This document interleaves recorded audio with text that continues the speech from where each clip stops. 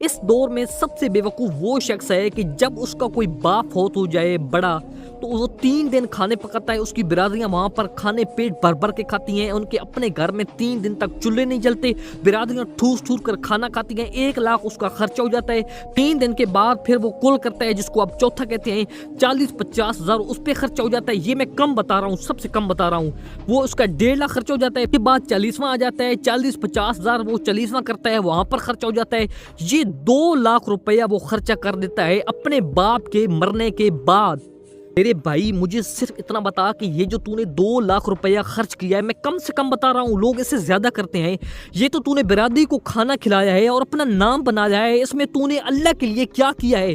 اس لیے کہ اگر تو اللہ سے وفادار ہوتا تو نماز پڑھتا، وہ تو پڑھتا نہیں ہے، تو اس کا مطلب یہ ہے کہ یہ اپنا نام بنانے کے لیے برادری کو تو نے کھانا کھلایا ہے۔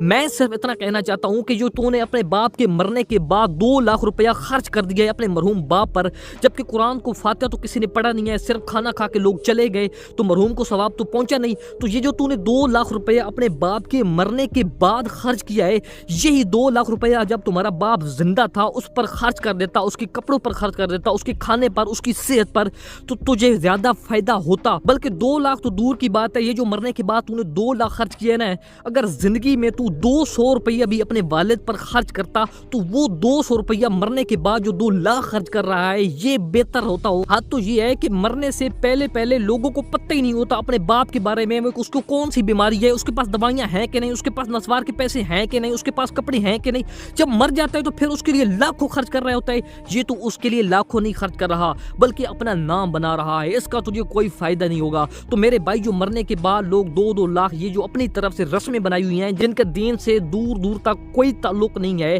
یہ جو تو اتنے سارے لوگ پیسے خرچ کر رہے ہیں، یہی پیسے اپنے باپ کے زندہ ہونے پر ان پر خرچ کرو تو اللہ تم سے زیادہ راضی ہوگا۔